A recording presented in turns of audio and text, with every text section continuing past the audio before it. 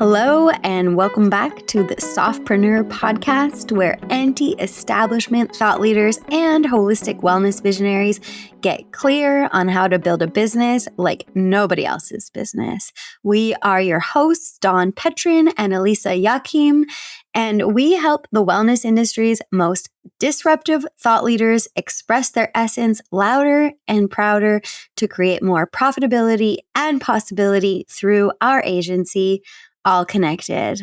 Now that you're listening, it's your turn. I'm super excited and grateful because this week we sat down with Eyla Cuenca, holistic birth guide, birth trauma alchemist, and really one of the most inspiring women that we know. We've had the deep joy of collaborating with Eyla for some of her launches in the past year, bringing her teachings to more people. And we're so grateful to share her thoughts on being sovereign and social media with you. We chatted about what sovereignty means to Eyla and how that relates to social, how she holds space for different types of comments and audience in a way that interestingly echoes the way that she holds space for women going through the initiation of birth, what you can do when something you post strikes a nerve, how to hold space for yourself and your nervous system, social media as a space for spiritual growth and alchemy, and also how to grow your wellness business and skills as a practitioner, really from in-person to online, so that when you become more visible, you're confident that what you have to offer is really powerful. And we also talked about how to grow your wellness business and skills as a practitioner in real life first, so that when you bring it online, you are unshakably confident that what you have to offer is the real deal and you're providing value in a deep way. So I'm so excited for you to listen to this conversation. It is full of alchemy and depth and just the medicine that Eyla offers, which is profound. Hi, Eyla. It's so great to see you. Thanks for being here for the Softpreneur podcast. Eyla, I feel like you are one of the original guests we had in mind for this show because we've had the pleasure of collaborating with you on projects and gotten to see you living the life of a, quote, softpreneur, but somebody who does business in a visionary way, who really you don't sacrifice your principles for the way that you show up in your work, in your world, and you have such a strong message and you share it with so much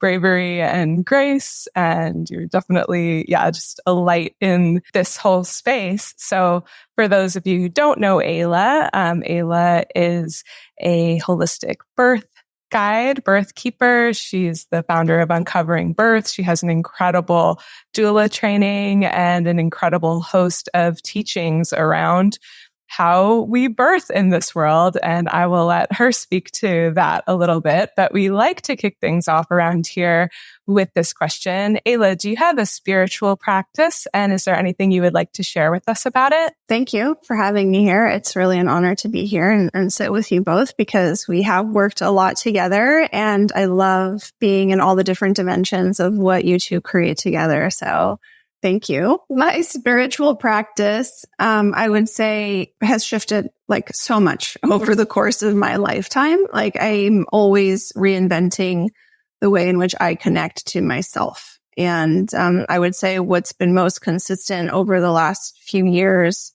is a pleasure practice, is allowing myself to have that which makes me feel good and connected, rather than what I used to do, which was a lot more austere. Like I used to practice Kundalini and I would do these Kriyas for like 365 days or like 2 months straight. And like, it was very, in a sense, like against what my body was feeling. But I felt like the consistency of it is what made it like holier or like better for me. And so when I started to reconnect with my body through somatic practices, I realized that I'm someone who actually thrives off of having a variety of ways to connect rather than something that is exactly the same every single day. And also like woven in with an element of punishment if it wasn't exactly the same every single day. So yeah, I would say pleasure is kind of at the foundation of how I like to connect. And so I always ask myself, when first thing I wake up in the morning, I make my bed. It's the first accomplishment of my day. And I like to reorganize the space where I've just been sleeping so that it brings me pleasure. It feels good. It's cleansed. And then I wake up a little bit more and I pray. I set intention. I express a lot of gratitude. And then I ask my body what it wants. And, sometimes it wants something that's more upbeat, more movement. Sometimes it wants something that is slow and still. And so there's always something where, the body will get what it needs. And then throughout the day, I'm always tapping back into that. I'm always asking myself, what does the body want? So as long as the body and I are working together, it feels like everything else is happening more fluidly in all areas of my life. Beautiful. I'm just swooning over here. I love it. And can you tell us a little bit, how do you describe your business, the work that you do in the world?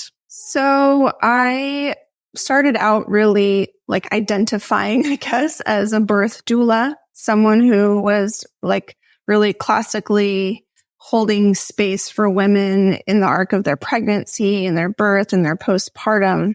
And then as I settled more into that identity, I started understanding the nuances of that. I started seeing that there were so many dimensions of a woman's experience that I was more connected to, more interested in. And that's how I started to evolve into working with women in their birth trauma, processing the events of their birth with them, working more with women in the postpartum so that they could have an integration period, after this big initiation. And I started to step more into education and wanting to create this bigger container for women, all kinds of women, and men who are in relationship with these women, starting families, to have resources and connection to something, to understand what this rite of passage really was.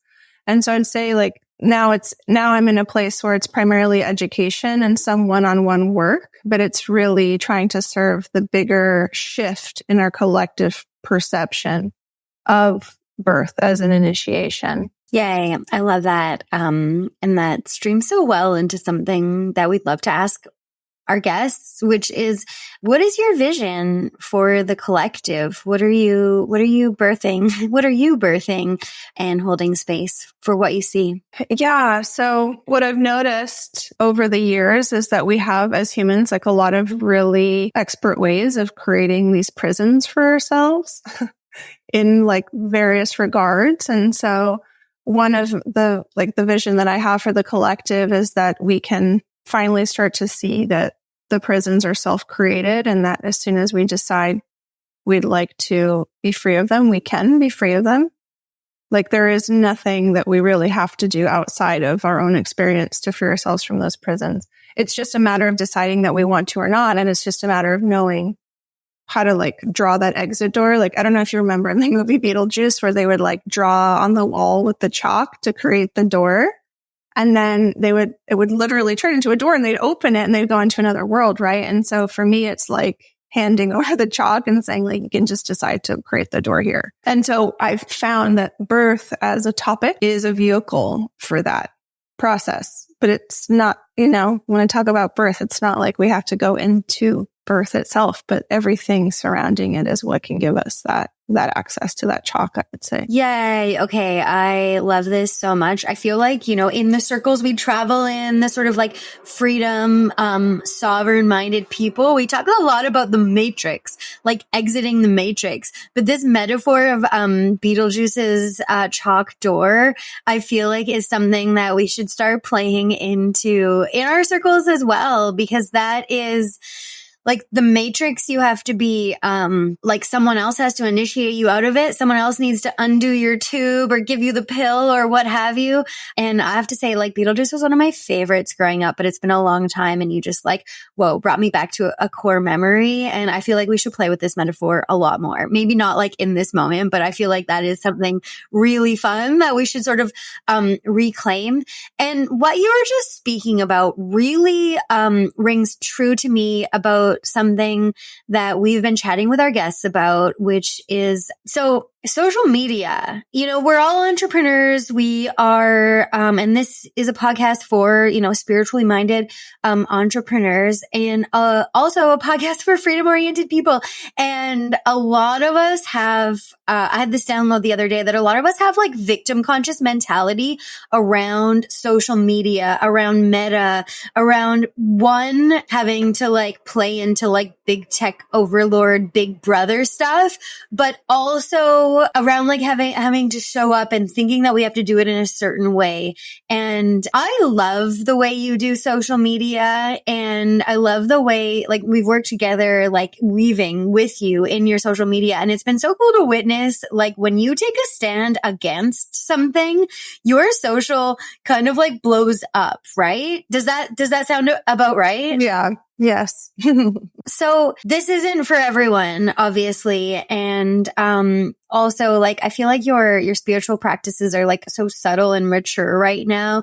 And that probably having that like, intense discipline of the Kundalini yoga for a while probably brought you into a place, but where you could be softer with it because you'd like set that container and created this container and like strengthen your nervous system to the place where you could be resilient enough to go out there and talk about birth in a way that is so different from so many people, both the like free birth world, which is closer to an alignment, right? With like this like freedom and sovereignty thing.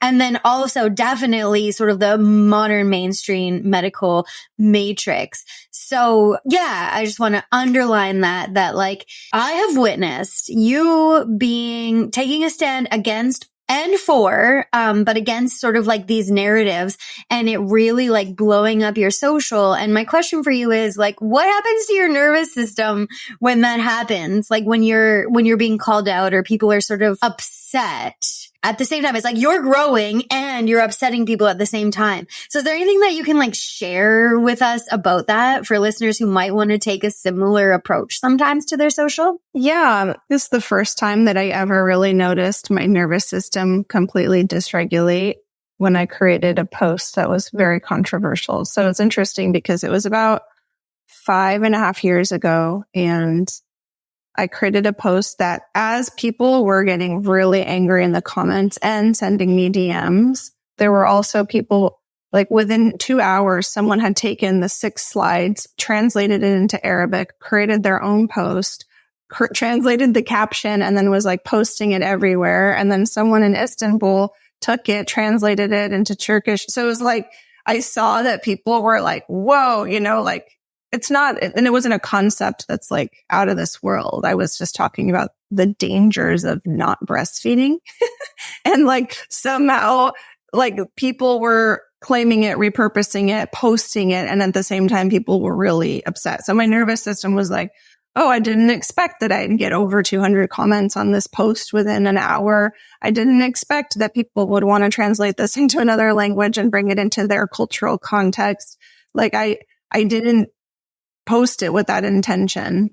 And so I was reading the comments and, people were like, you make it sound so easy. Lucky for you to say you're privileged. So I was kind of like taking all of the, feedback and not like tallying it up, but kind of thinking like, okay, what are the common threads? And when I read something, what's the thing that activates my body? Sure, it feels good. People reposted it. But the thing that's actually agitating my system is that there's people saying that I'm privileged. Like, why does that trigger me? And I went into my story, like I had to work so hard to breastfeed. I had to do this. I had no money. I was on food stamps. I didn't even have money to pay for a lactation consultant. And people are telling me that I'm privileged. I went into this whole thing in myself. And then I was like, is there a part of me that believes it's true? Right? Is there a part of me that believes it's true? Is that why it's activating me? Is there a part of me that feels like everyone needs to understand me in order for me to be okay? Is there a part of me that feels like, it's not okay to be a villain in someone's story? Like, what does it mean to be a villain in someone's story? Like, why is that not acceptable? So all of these questions started coming up. So social media can actually be like a very spiritual boot camp for us to have it reflected back, like where we are doubting ourselves, where we are not legitimized around certain things. I didn't create that post like doing some sort of prayer before I put it out, like, may this reach everyone and be received. I didn't do that. I just was like, oh, I need to say this today for whatever reason. And then, I was given all that feedback. So yes, I've done a lot of work, in mastering my nervous system. But, fast forward 5.5 years to like about a month or so ago, I created a post that upset a lot of people, and it upset people who know me and who like historically like really championed my work. But this is like where they drew the line. Like this thing was where they drew the line. And someone said, my best friend does the very thing that you're saying is not okay. Like, you've hurt me and my best friend. And I was like, oh, so interesting. Like, and it didn't even like, my system just didn't even respond to anything. Like, it was like, oh, I can see so clearly now that like someone is coming in here and they don't feel legitimized around their choice. And they even doubt that their friend did or didn't do the right thing. And so I just responded and I said, it sounds like if your friend is legitimized around her decision to do that, then it's the perfect choice. And like, who am I to dictate anything about her life? I'm nobody to her. I'm actually nobody to all of you. And what I say, like, doesn't matter. And if it resonates, it resonates. If it doesn't, it doesn't. Like, that's the place. And it took me quite a while to get there, but it took me, years, I'd say, of reflecting on the reasons why certain comments would really upset my system. And it also took me, to creating the course that I created, the containment course, how to expand your capacity for feeling safe in your own body. That whole practice, that somatic practice, is really what's helped me be in a lot of situations and not leave my body, to know that I'm completely safe in my body and that people are going to have their experiences no matter what. And I can only speak my truth. I'm only responsible for speaking my truth. And if my intention was to hurt people, most likely I will receive that feedback, So I have to also be like clear with my intention for creating the post. It's really powerful. And it makes me think about the kind of work you do with women and the way that you hold space for women too, and teach about birth. It's sort of beautiful how the way that you show up on social echoes the way, like what you teach and how you hold space. I imagine as a doula, for instance, for like whatever would come up, like providing containers or being really clear about containers throughout your work. And I remember something that struck me in getting to know your teachings was when you said that a woman can birth in the hospital without trauma if she's fully in alignment with her choices. And that trauma often happens when we're sort of off of our personal sense of agency and choice. And you can correct me if that's not exactly what you were teaching or saying. But for me, for like my own birth story, because I transferred from home to hospital, like speaking to you about like, okay, was I in alignment with my choices throughout that process helped me like kind of create clarity and like move, like alchemize some things that had happened in my birth experience. So yeah, can you speak a little bit to that and maybe correct, add nuance to the aspect of like a woman who's where she chooses to birth and her sense of sovereignty and agency? I'd say that's fairly accurate, because what it does come down to, and when I say things like that, what I'm meaning is that when a woman always knows what's best for her, but then she lays down a lot of excuses as to why she has to do it in another way or do the other thing. And so when we're in the space of what it's like a divided will, it wreaks havoc on us and it creates chaos, and it can create, a lot of birth trauma, for example, if we're talking about, if we're in that context of it. And so she'll feel upset later because there was a part of her that knew that she could have taken different steps, but she chose not to because maybe there was like a self-gaslight, or maybe she listened to somebody else over what her intuition was telling her. So it's mostly upset with herself, but it's a lot easier to deflect that and say, it was the doctor, it was the midwife, she didn't show up the way she was supposed to. It was because my doula was late.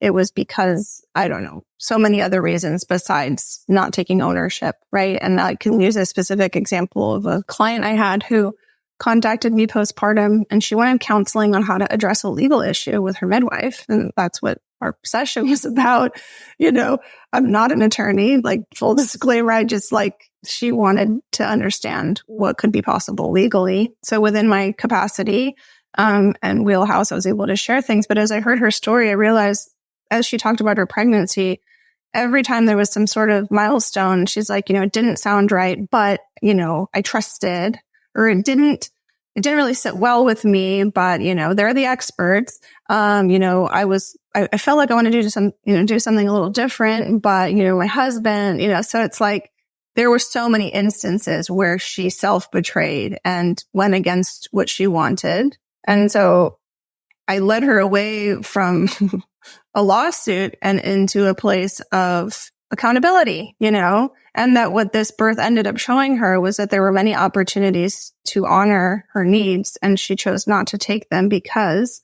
she was in some sort of a story that she had to appease the people around her. This is perfect because I would love for you to speak in relation to that story or in relation to whatever you like about what do you think it means to be sovereign?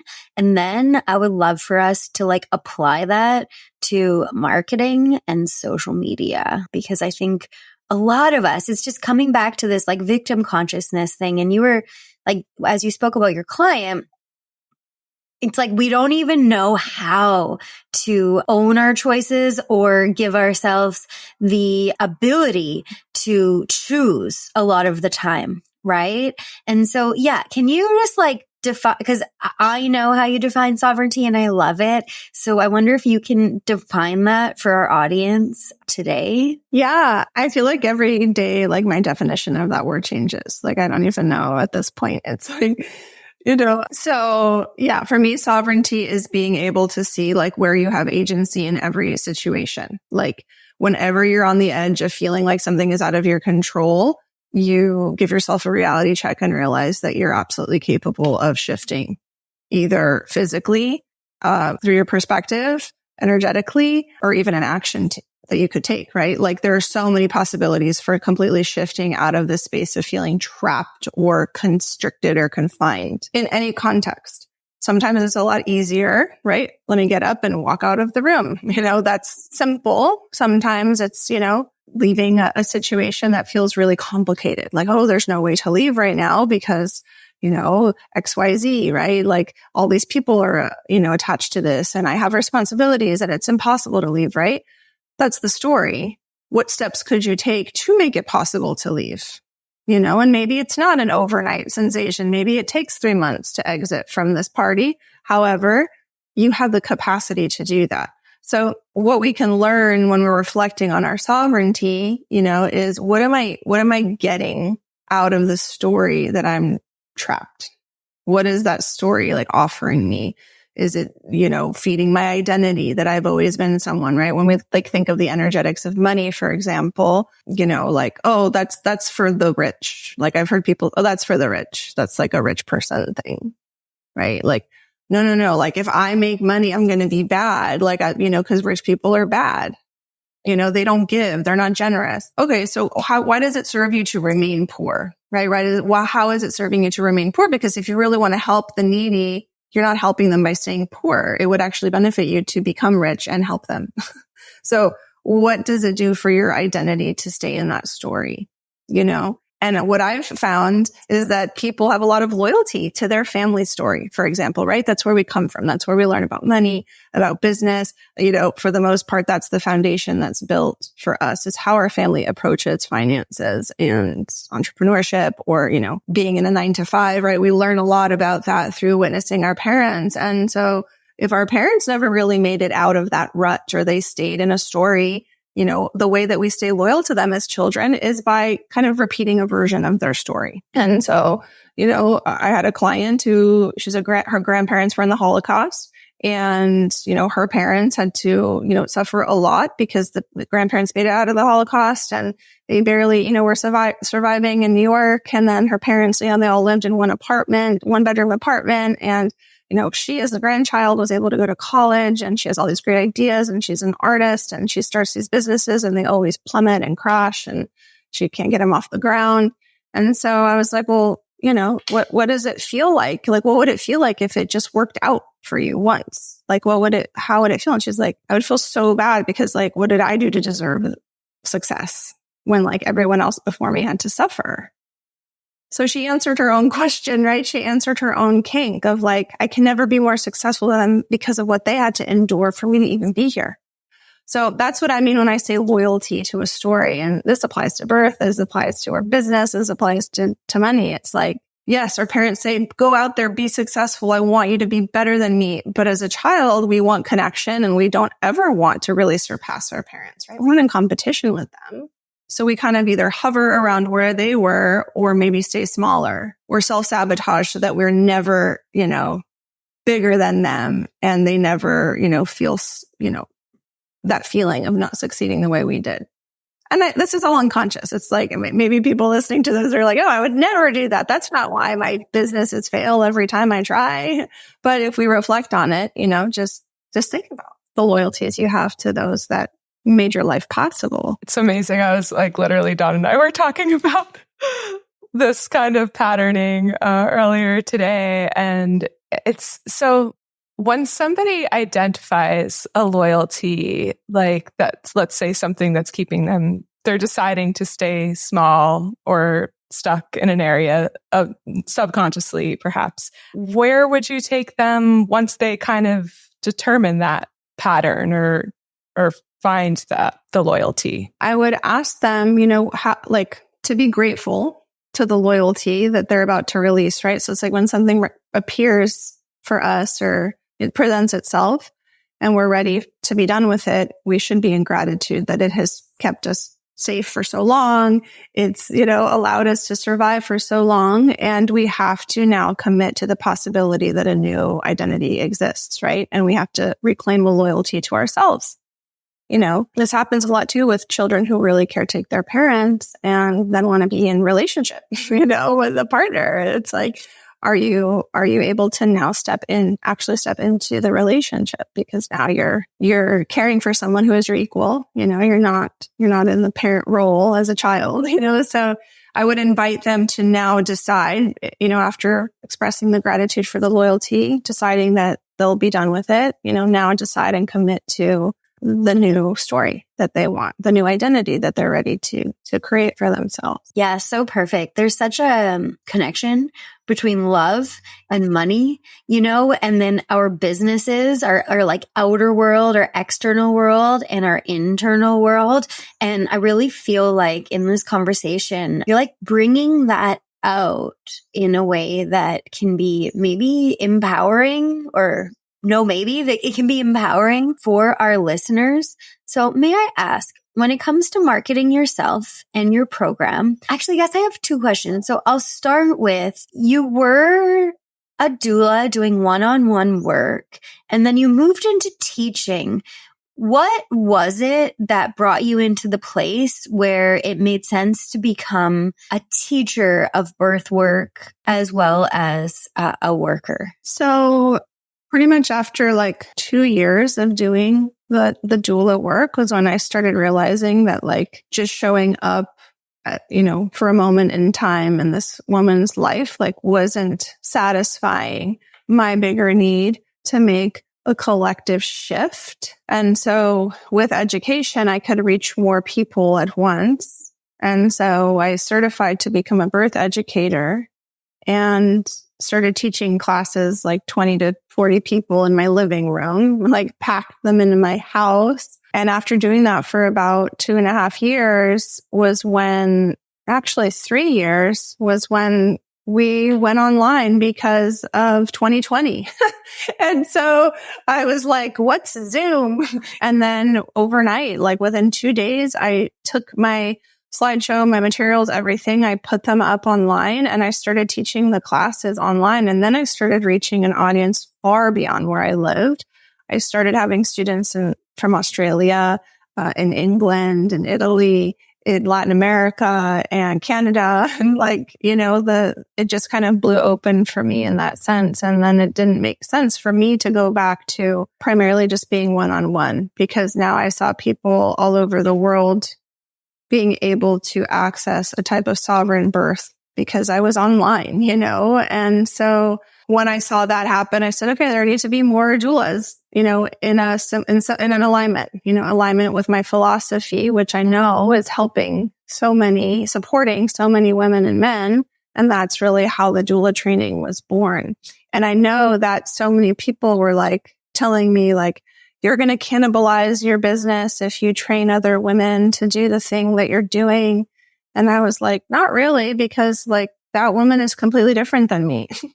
And there's like I could never reach 8 billion people in my lifetime, or maybe I could if I like became, Michael Jackson or Beyonce or something, but like likely not. And so why not have more women who, have a similar gift with all of their own unique qualities, create offerings to then reach their community, and that's really my goal, is to like access the collective. And that's how I saw how to do it. So cool. We heard from another gal, Carly, who we interviewed last week. The same thing, like started in her living room, or for her, it was her loft, and she teaches Ayurveda and people just coming to her.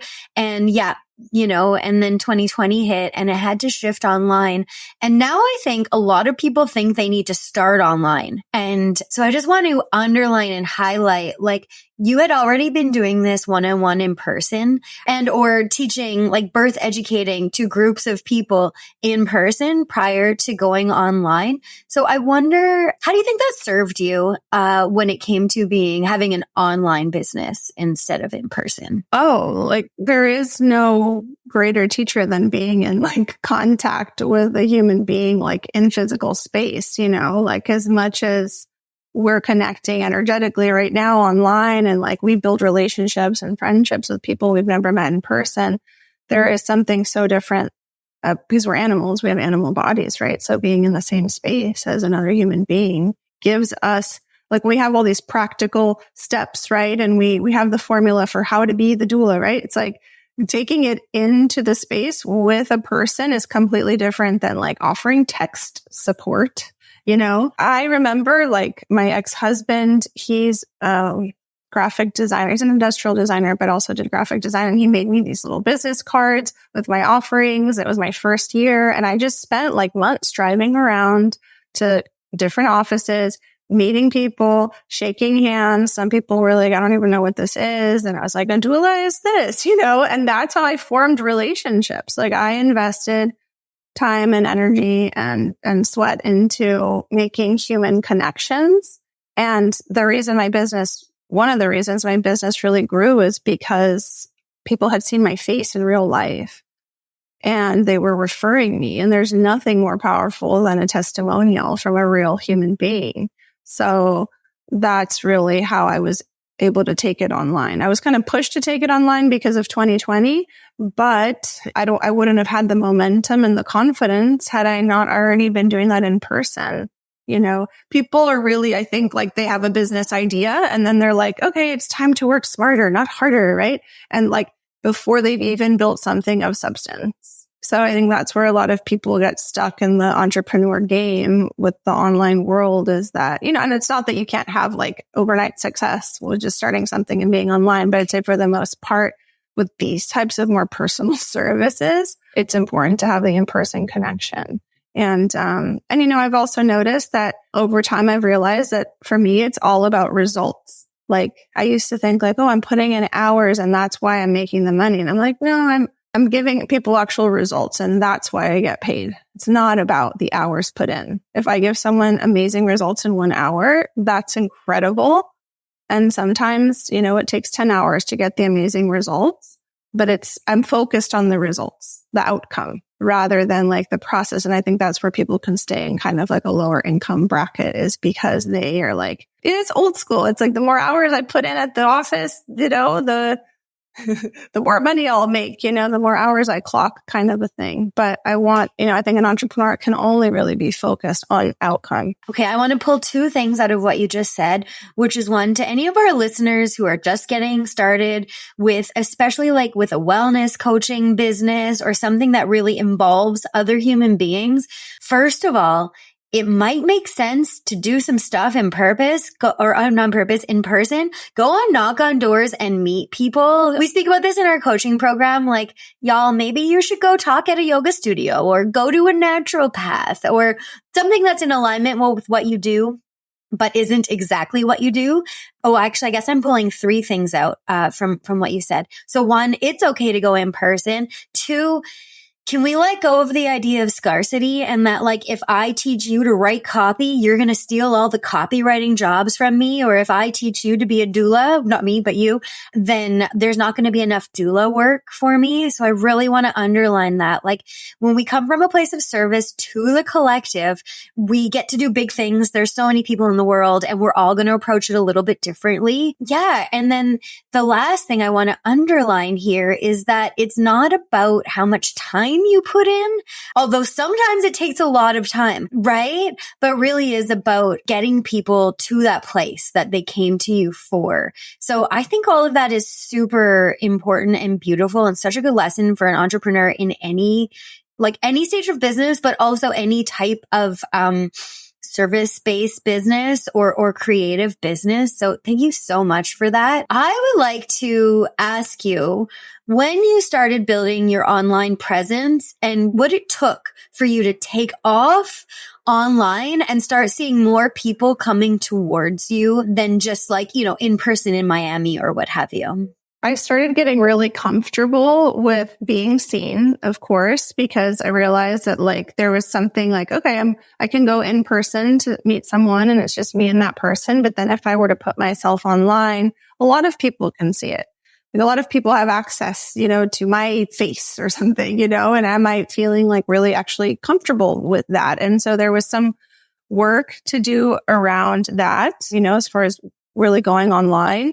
And then, of course, I would say manifesting, right? So it's like getting into a space where I would close my eyes and imagine like multiple people looking at my content and receiving great benefit from it.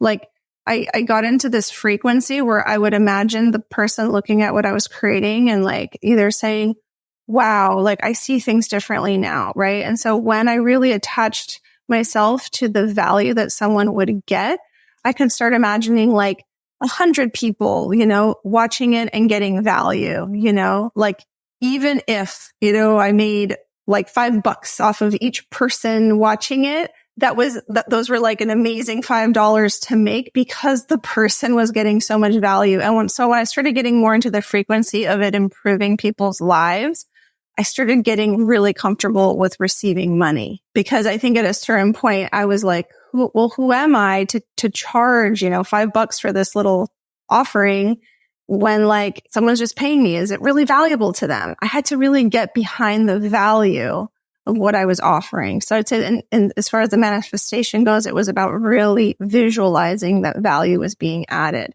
And so when people would purchase something, I'd ask them for their feedback. And when they would say, it changed my perspective on this one thing that I'd been thinking my whole life, I was like, okay, this is valuable. This is alive. And that's when I really started seeing things take off online. I got really clear with my intention, right?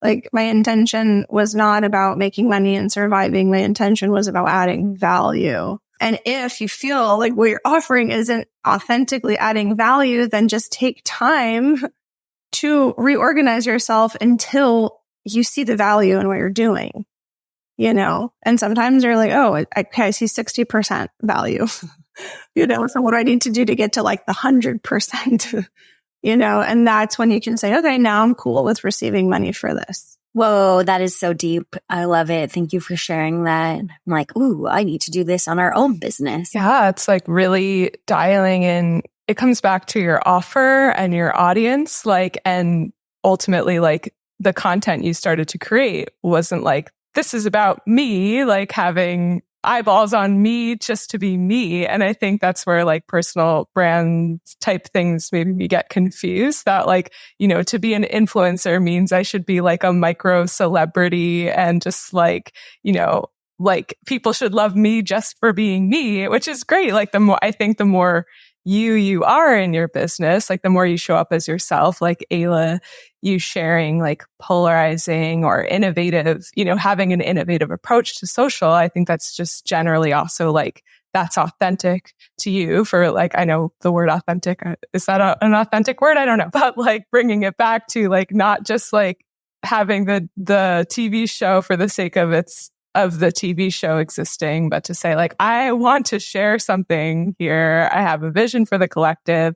I'm studying the response. I'm studying the audience. I want to make sure that it's actually valuable. And then it kind of maybe takes the stage fright potential or the victim consciousness out of it, because you're no longer, should I be on here? Should I not? But you're really like, I have something to share, and it goes beyond, it's moving through me rather than like stops at my face. Yeah. If you don't believe that it has value, then no one else is going to believe that it has value. So it's just the way that it is. Amazing. So you really got yourself wrapped around the value that you're providing for people, really truly believed in it, and then started showing up more authentically online, or started showing up at all online? Like, when did you go online with the business? Not go online to sell online, but like go online to start building your personal brand. Oh, geez, probably like 2 years ago. Before that, I was just kind of like posting because I had clients in my local area where I lived, and I wanted people to know that I spend time thinking about these things, and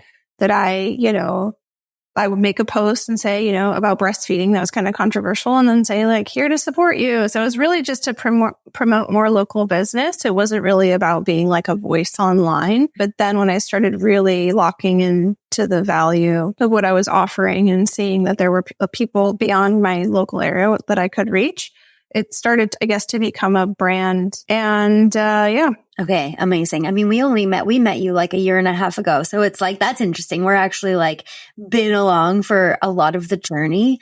Yeah. And that I have like a problem. Maybe it's not a problem, but it's like, I don't have a system for posting. If it doesn't feel, which is like not good for the algorithm or whatever, because you have to like keep trust with your audience and you have to stay connected. But it's like, if I don't feel capable or connected or inspired, I will not put anything on there. And so part of my work is like, okay, this is a little baby to nurture.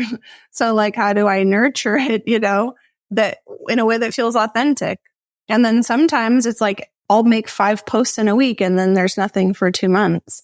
So, that's something that I grapple with. I want to give permission for that. I hear what you're saying. Yes, you have a marketing calendar, and, you have something going on next year. So you don't want to like not, and this is for everyone, right? Like, sure, we want to sell a thing, a year from now. So we don't want to drop out entirely from all things visibility and social media.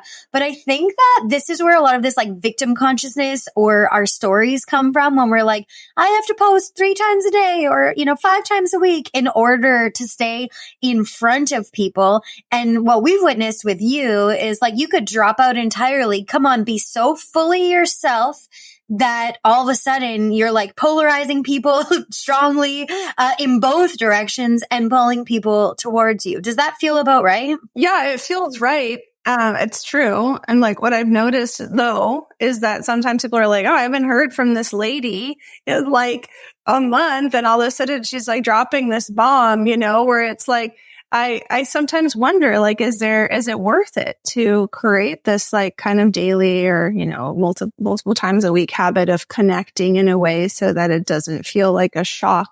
But, so I can't say that I've quite found a rhythm that feels like it really satisfies me.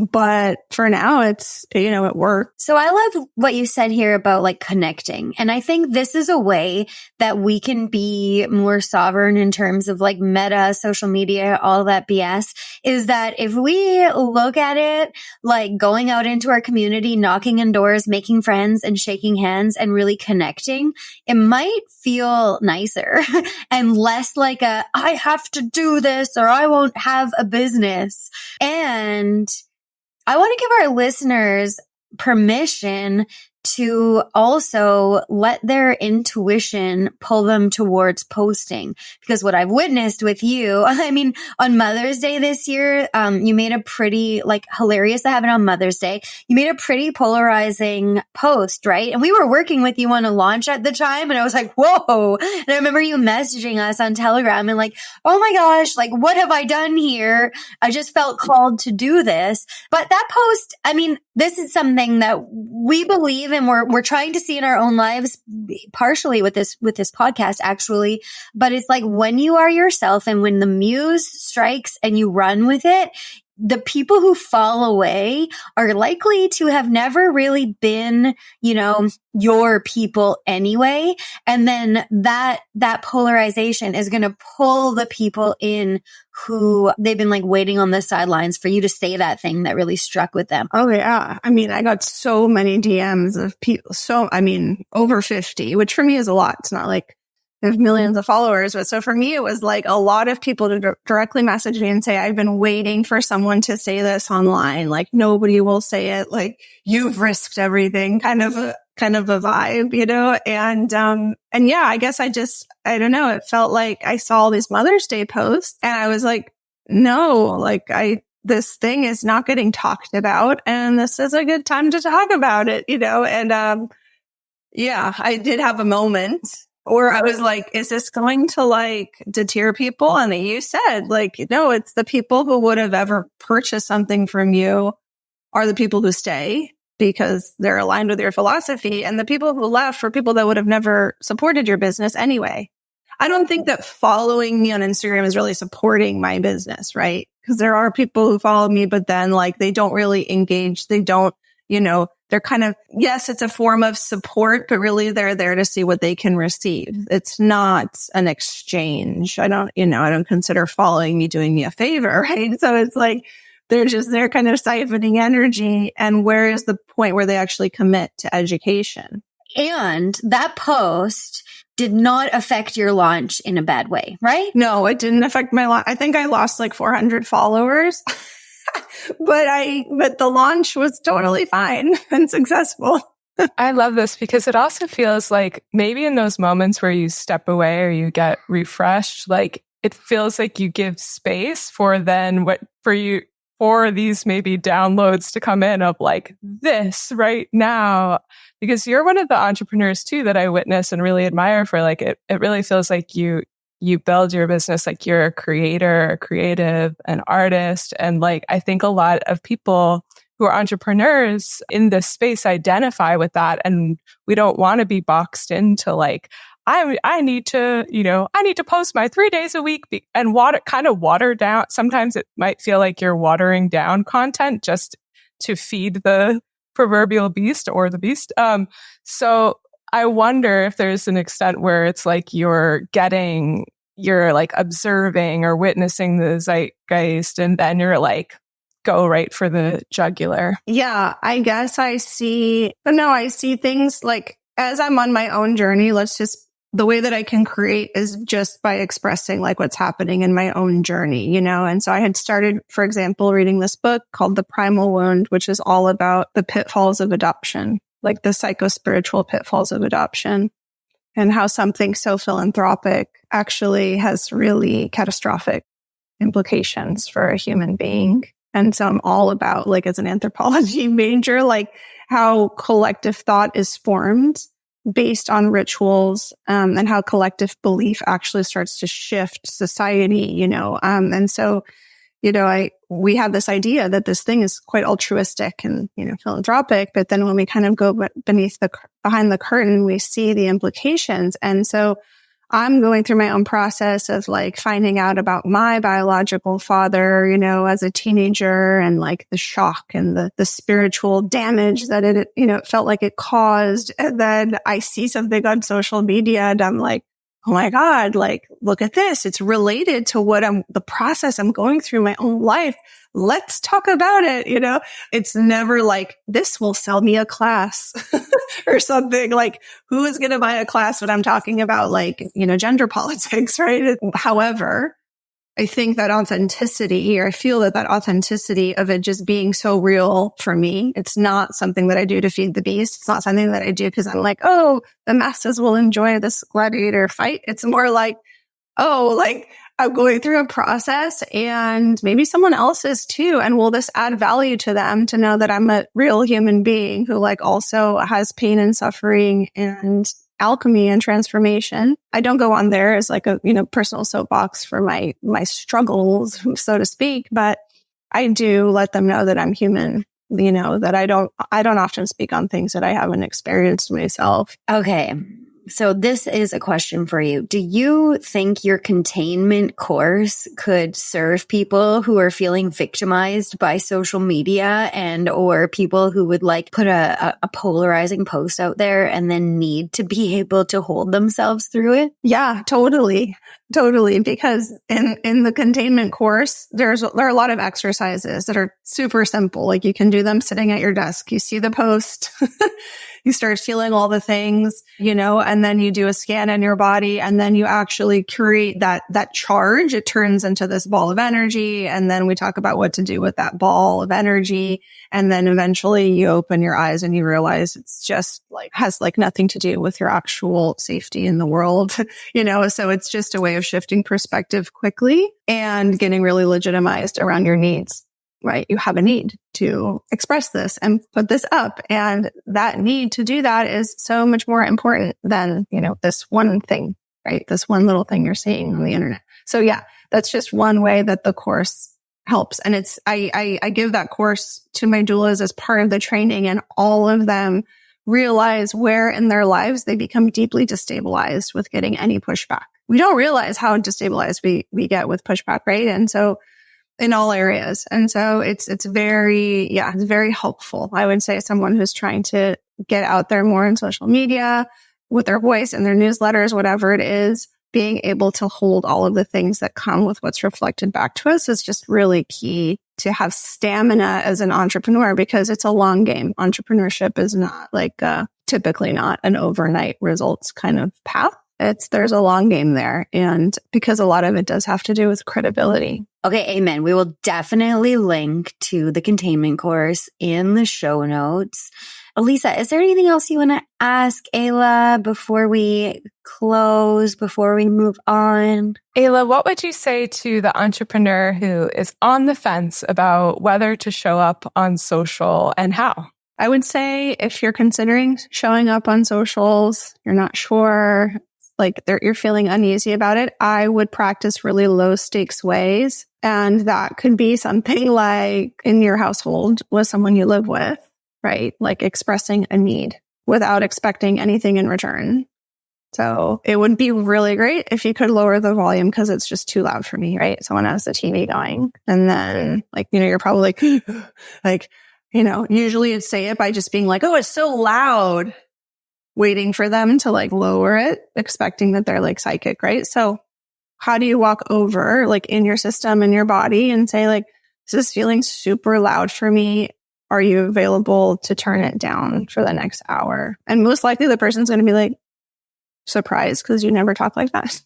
And they're like, oh yeah, sure. Yeah. Okay. And then you walk away and you're why is it so difficult for me to express the thing that I need? And you realize it's because we have a fear as humans of losing connection for expressing our needs. Creating a post is a way of expressing a need. So this is a low stakes way because most likely your partner or whoever you live with is not going to walk out on you for making a low stakes request. So when you start to practice this in your everyday life, you start to get more comfortable with putting things online, right? Because there is a big part of us as entrepreneurs that's we're trying to get a response. Response means success in some form. And so, can I detach myself from the response that I'm going to get? Can I simply express my need, see what happens? So I would say that's a really good place to start. Beautiful. I love this conversation about really the energetics of all of the alchemy that social media offers. Is there anything else you'd like to share with our audience and listeners? I don't think so. I feel like we've given them a lot to digest and assimilate. Oh, actually, yes. Now that I'm speaking of digestion and assimilation, it's important. Like for me, it's been really important to understand that information makes as much of an impact on my system as like food or a substance that I'm taking in. And so giving ourselves space to say like, okay, I'm receiving emails throughout the day. I'm receiving conversations. I'm receiving information online. What am I doing now to digest the things before going into another activity? Like this is really important to prevent the burnout.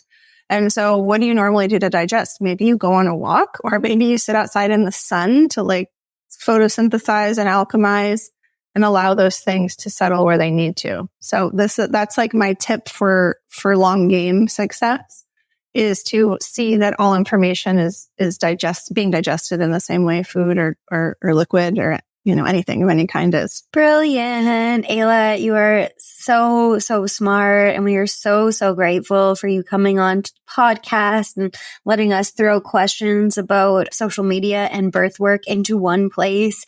You gave me a lot to digest today. So I'm really excited to sit with this. You really spoke to a lot of like the work that I'm doing personally and that Elise is doing personally, as is always the case, right? So I know that so many of our listeners are going to really like feel this. Where is the best place for them to find you when they are looking to get more of this sustenance to digest? Yeah, I would say to come to uncoveringbirth.com and you sign up for the newsletter. It's not going to like bombard you with stuff every day, but that's where I actually end up putting a lot of offerings to free content, free audio, free master classes. And then of course it can lead to bigger programs if you want to dive in deeper. And then of course on social media, on Instagram, I don't have like all the other stuff. I just have Instagram. So that's where you can find me. Love it. Thank you so much for being here today. Thank you, Eyla. Thank you so much for tuning in to this episode of the Softpreneur podcast. If it resonated with your ethos and your soul, we would be so grateful to you if you leave a review wherever you listen to your podcast. This helps us grow so much, and it also helps more visionary business owners find the show so they can make their dream life their real life. So many blessings and love.